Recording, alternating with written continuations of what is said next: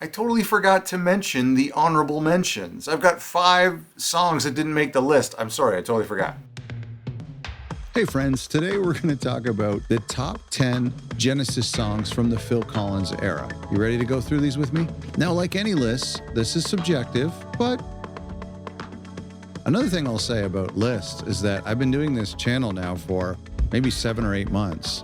And I've made a lot of lists for Phil Collins and for Genesis stuff. I'm amazed at how much I have changed my mind already on a lot of those lists. I fully reserve the right to change my mind on this list as well. It was actually a pretty easy list to make for me, and I encourage you to do the same thing, kind of a fun exercise. But I do have 5 honorable mentions that I'm going to save for the end that didn't make it on the list. And even just up until I pressed record, I was back and forth removing some and adding other ones. And I think the top 5 are pretty strong. Top 10 are really strong. So here we go. Starting in at number 10, I'm going to say SQUONK. I really think that's a song that is quintessential Phil Collins era Genesis. It is, the whole Trick album is so meaningful and so special. And I was listening to some of the tracks today on Trick, and Phil was a little timid, especially on this song. There's some kind of timid moments where there's no reverb on his voice. And it's almost spoken word even. And I just wonder if he knew he was going to be the lead singer forever and that this album would live on forever, would he have sang with a little bit more power? Be interesting to hear this track done in the Duke era with his voice. And we hear that live. And in fact, I've been going back and forth on this live recording that actually spawned these first 2 songs on this list, number 10 and number 9. And I'll tell you about that in a second. But the later live recordings after Wind and Wuthering and then there were 3 are really especially great for SQUONK. So I wanted to put that on here. There was some other ones from Trick and the Tail another one I have in my mentions. This is the only one from Trick on this record, but gosh, I kind of forgot about Ripples now. Oh boy, this is a hard list. It's a hard life, doing this channel, making these lists of Phil Collins songs, talking about Phil Collins and Genesis. It's tough. I should get a real job maybe. Okay, so number 9, before I mention number 9, I gotta tell you this live recording I've been listening to. So it's called Musica. It was, I think, an Italian bootleg. It was on CD, an unofficial release in the early 90s, I think, but it was recorded on the Duke tour in 1980. Found it online. I've been listening to it a lot. And it opens with Deep in the Mother Lode. Then Dance with the Moonlit Night, the half of it, and Carpet Crawlers. But then it goes SQUONK. And then goes the next track, which is on my list, number 9, One for the Vine. So number 9 is One for the Vine from Wind and Wuthering. I would say that this live recording, and I almost could even argue putting Deep in the Motherlode on this list, but I think it was this live recording, especially of SQUONK and One for the Vine, that made me think to do this list and just to kind of really focus on the Phil era and of Genesis. And even though they're at the bottom of this list, I think it's important to include 2 kind of especially prog era songs. And I think these albums, are so close to each other in the timeline. And I just think it was, I think they're really meaningful because Phil is just coming out and being the singer. And so One for the Vine is so cool. It's a different song halfway through it. It really changes pace and some incredible things happening. And in classic prog fashion, it's changing all the time. And so One for the Vine is a track that, especially live, it sounds so good. That would have been a great one for them to kind of whip out in 2021. That would have been a huge shocker. Okay, number 8, we're going to skip ahead to the last record that Phil did with Genesis. And number 8 is No Son of Mine. And I think this has to be on the list because it's such a great Genesis song. It is in that era after Phil had been massively famous in his own right, yet I love to see these moments, and we have a couple of them on this list, where Phil is Phil Collins, and the Phil Collins that everybody knows from But Seriously and Easy Lover and No Jacket Required. But he does it in that kind of mysterious, dark Genesis way. And it's what I love so much about anything really from Abacab on is when we hear that dark Phil Collins. And the dark Phil Collins, there's a lot of dark Phil Collins, there's a lot of dark Genesis on this list, but the dark Phil Collins, I mean, In the Air Tonight, I mean, I Don't Care Anymore, maybe even Another Day in Paradise or Droned, Do You Know, Do You Care? There's more examples in Genesis, and I think that No Sign of Mine is kind of this like darker feel to it. There's two things I want to talk about this song is the lyrics. I've been awakening myself to this concept a little bit because it always kind of rubbed me a little bit that like the father was abandoning the son, but it was the father who was abusive. But now I kind of feel like, of course, there's that narcissistic side where like the father just always thinks he's right. And but I also feel like there's something almost a positive lyric to it that the son didn't grow up in the footsteps of his father. And so he's not his father's son because he's a good guy. And so I don't know. The lyrics never really bother me when I kind of dig deep. I think about them a little bit too much, but it's just such a good song. And I love so late in their career to have a hit like this song that we still hear on the radio today that is long. The arrangement of the song is very unique. I mean, when we hit the chorus is so long and has this post-chorus, and you don't really get to the second verse till much later in the song.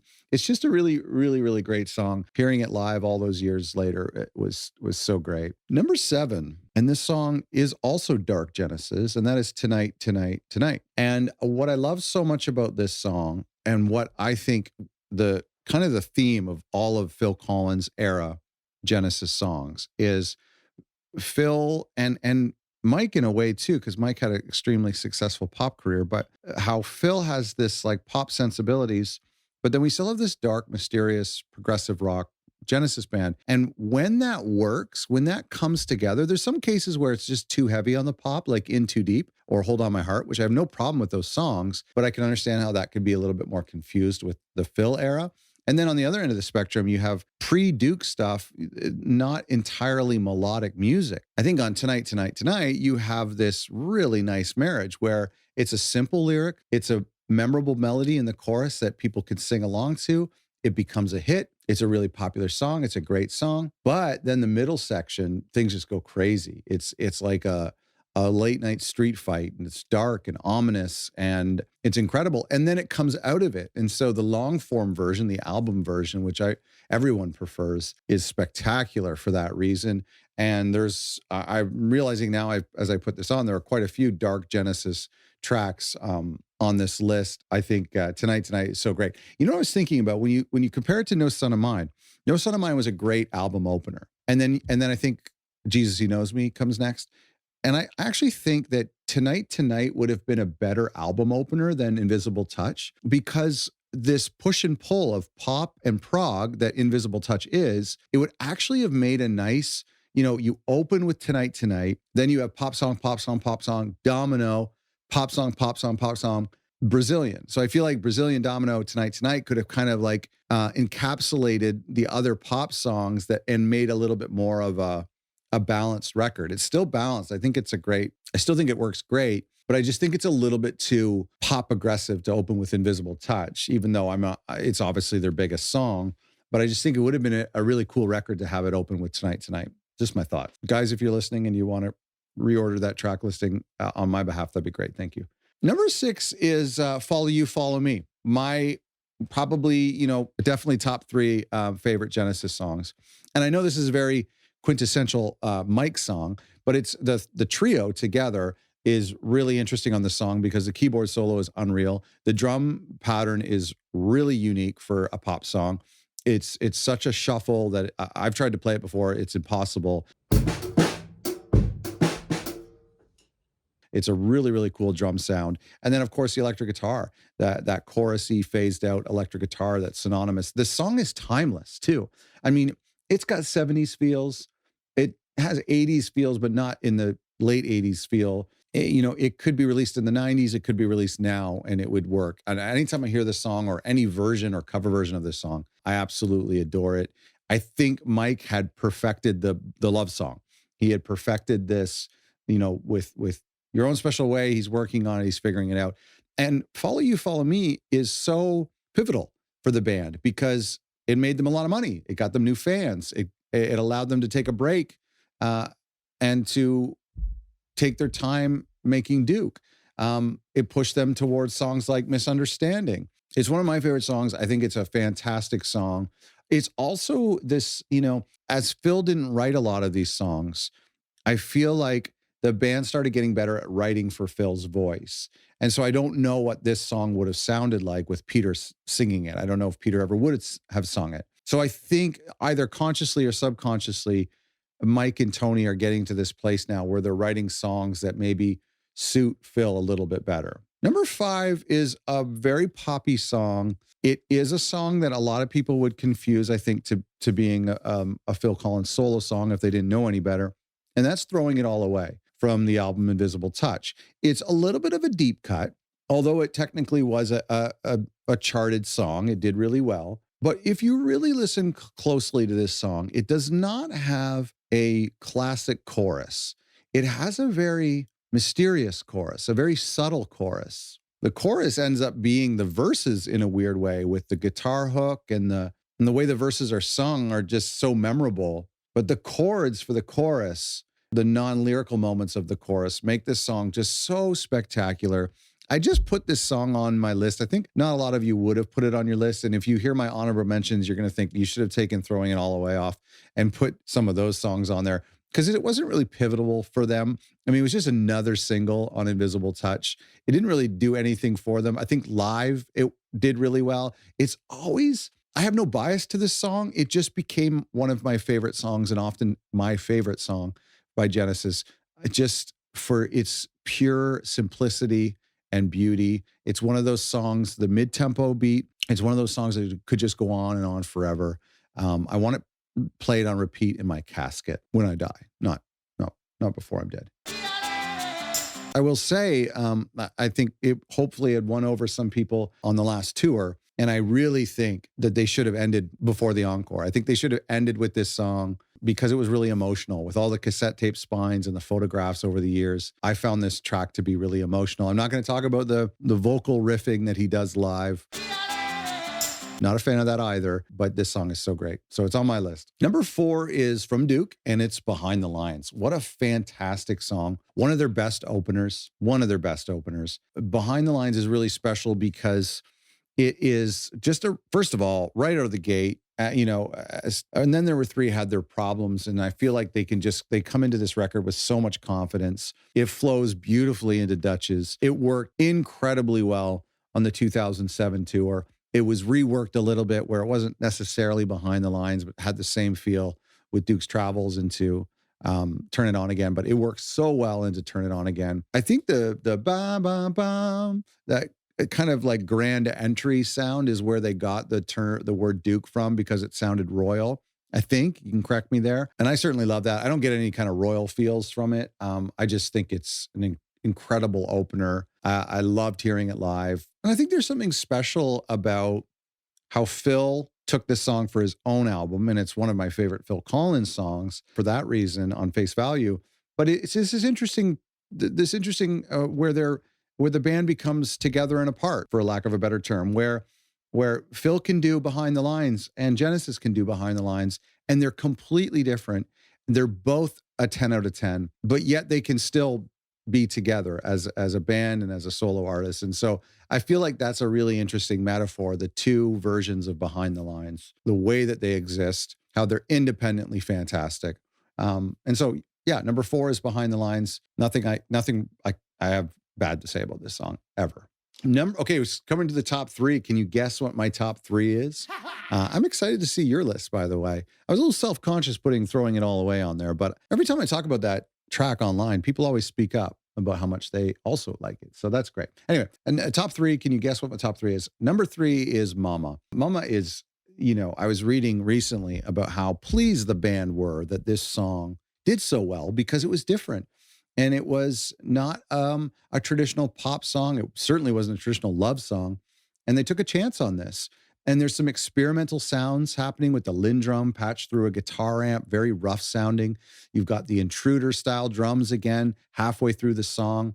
We've got this crazy maniacal laugh from Phil that normally I don't care for, the kind of goofing off stuff that they do in the studio, like on Jesus He Knows Me or I Can't Dance or Illegal Alien. But this works for me. It just makes this scary feeling. As a kid, I really didn't like this song, but as an adult, I mean, I didn't really like Shapes at all, because with this song, Home by the Sea, it was just kind of a spooky record. But I've grown to appreciate Mama so much. I love the full version of it.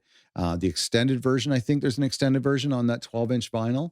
I have a copy of it. I think it's extended. But Mama is another pivotal song for the Phil era. It shows them that they can do their own thing and still have a hit. And they do it again on Tonight Tonight. They do it again on No Son of Mine. This dark Genesis, this dark sound that they do, this ominous feeling works for them so well. It's something they continued actually on Calling All Stations. And I think it's what they do really well, is being a little spooky. Even though the laugh was just kind of a joke, came from Grandmaster Flash, and it wasn't really even part of the story of the lyric, it just works, and it's iconic. And one of the things I love about Phil, and I love about Genesis, but one of the things I love about Phil is that he's known for, and this channel's about Phil, so I can deviate and talk about Phil just for a couple minutes here, but one of the things I love is how he's known for, of course, the In the Air Tonight drum solo, but he's also known for Easy Lover. He's also known for his ballads. I was talking to someone recently and I told them I like Phil Collins, and like, oh yeah, Against All Odds. He's known for Tarzan to some people, just Tarzan. He's known as a crazy drummer in early Genesis and Brand X to some people. He's known as the Sussudio guy or the Invisible Touch guy. I think there's a lot of people who know him for the Mama thing. I think that's what's so cool about Phil, is that he could have had a successful career. He could have been inducted to the Hall of Fame on just Mama. Just the success of Mama, or just the success of Sussudio. You know what I mean? So Mama's number 3. Number 2, and I kind of had this tied with something else I'll talk about when I do the honorable mentions, but number 2 is Afterglow. Afterglow is a great album closer, and they have a lot of great album closers. And I mean, I think that just as well as they have openers, I think their closers are even better. I mean, I would, if I had to rank their album closers, I don't know if I could do it. That's another video. And I was thinking here, I was thinking about Fading Lights for this list, and I kind of had it tied in this spot, and I brought it in and out, and I thought about swapping it out with Throwing It All Away, because I think it is a more important song. It's my list, so I had to put Throwing All Away, and it was tough, very tough job here. But I think that Afterglow and Fading Lights are kind of like sister songs, apart by like 30 years or 20 years. Not even 20 years. But anyway, I feel like Fading Lights is like the late 80s, early 90s version of Afterglow, which is like the mid to late 70s. I feel like they kind of have that incredible anthem ending, whereas Fading Lights is maybe just a little bit more subdued, and Afterglow really, really blossoms nicely. Anyway, absolutely love this tune, and I think it's a spectacular Phil era song. And I especially enjoy songs when you go back in time and you start to hear some of those pop sensibilities that we would definitely hear later on. Super melodic.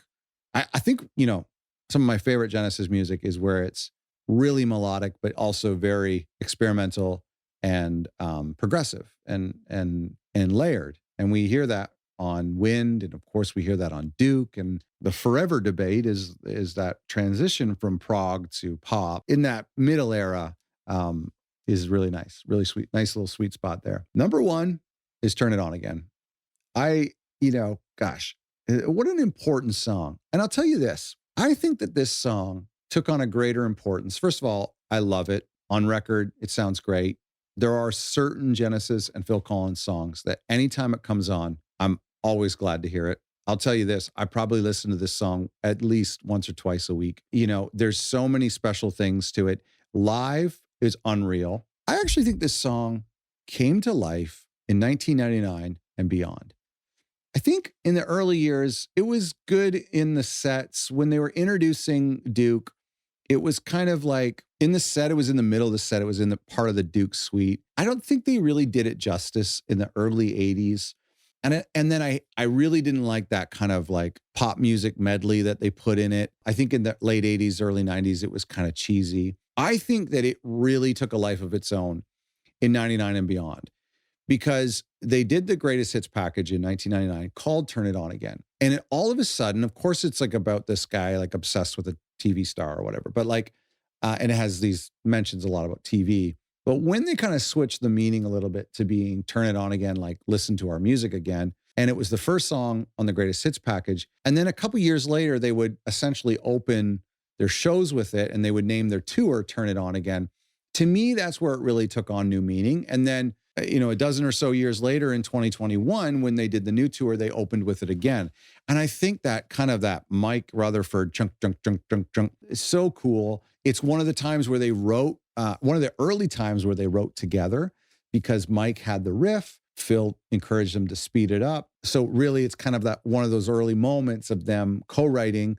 Phil's vocals at this time period, I think, are the best that they ever are. He's young, he's scratchy like Peter was, but he hasn't completely destroyed his voice yet. But at the same time, he's been singing nonstop, so for quite some time. So his voice has just gotten better. It's not an over-the-top song. Verses are great. The chorus is really catchy. The meaning's a little translucent. So I like that about a song when it's not really like the story isn't in your face. And I just think that the kind of the sentimental meaning of this track and the track title, how it evolved towards the end of their career, is what makes it really special. And here's why I put it number one on my list. I think from 1999 and beyond, this song became the band's calling card. If you were to ask most passive fans to name some Genesis songs, they'd probably say Invisible Touch or Mama. Not a lot of people would actually say Turn It On Again. But for me, I think Turn It On Again is the band's theme song. I think it is there now. When I think of the band, I think of Turn It On Again. Everything I love about this band is in this song. This is a good song to define the band by, and that's why I put it number one. I totally forgot to mention the honorable mentions. I've got 5 songs that didn't make the list. I'm sorry, I totally forgot. So here's the 5 tracks, okay, that I wanted to try to squeeze on my list. Number 1 is Duchess. I like Duchess. I know a lot of people would put Duchess on your list. It was great to hear it live recently. But I don't know. Like, it's really, really good, but I would put it in the top 15. Like, I don't think it's as good as Behind the Lines at all. I don't think it's as good as Turn It On Again. But it's like one of the best songs on the record. Top 5 songs. So anyway, Duchess was on my honorable mentions list. Fading Lights, I already mentioned that, right? That's kind of tied with Afterglow for me, but I don't know. Like, Fading Lights is such a great song because it was proggy from the 90s, which is really cool. And it was like 90s prog, which we never got to hear any more of. Maybe Calling All Stations, I guess. But Fading Lights is so special. The truncated Fading Lights on the 2021-2022 tour was okay. It was okay. Like, at least we got to hear some of it, but we didn't get to hear. It's nice on the We Can't Dance tour when Phil went back to the drums and played it, and it is a beautiful song. And like a whole middle section is so cool with all the keyboard solos, fantastic. And then it goes back down to that kind of Duchess feel, right? It sounds like Duchess a little bit. Land of Confusion. I'm not a huge Land of Confusion fan. And I feel like I have to hear that song all the time. With all my mixes and greatest hits and live albums that I listen to, I feel like I have to listen to Land of Confusion all the time. But anyway, I'm not a huge Land fan, but I know some of you are. But I had that as my honorable mention because it's cool, because it's, again, darkish, poppy, but also weird. So really where I think Genesis is the best. Los Endos was also on my honorable mention list. Kind of like not a song, it's an instrumental-ish, and it's but it's a really special song, and so many of the live versions are so great too. So that was, and then the last one I didn't get to fit on my list was Abacab. I didn't have anything from Abacab on my whole top 10 list, and I think I covered everything.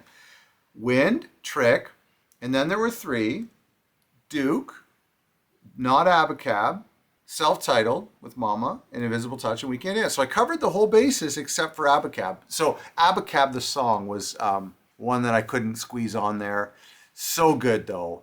And I mean, again, like I said at the beginning of this video, I reserve the right to change this list because some days I'd want to just completely pull off throwing it all away, or maybe, or something else entirely, and put on Los Endos. And I kind of like evolve as a listener. I don't know if you do too, but I sometimes I'm like, I'm all about the old stuff, and other times I'm like, oh my gosh, the 90s stuff is underrated, and then other times I'm somewhere in the middle. So I kind of changed my mind. Anyway, so that was my, so Abacab is brilliant. Anyway, so my honorable mentions was Duchess, Fading Lights, Land of Confusion, Los Endos, Abacab. My actual list was number 10, SQUONK, number 9, One for the Vine, number 8, No Son of Mine, number 7, Tonight, number 6, Follow You, Follow Me, Number 5, Throwing It All Away. Number 4, Behind the Lines. Number 3, Mama. Number 2, Afterglow. And number 1, Turn It On Again. Thank you for watching. And let me know what your top 10 Phil Collins era Genesis songs are. I want to see how our lists compare. Thanks for watching.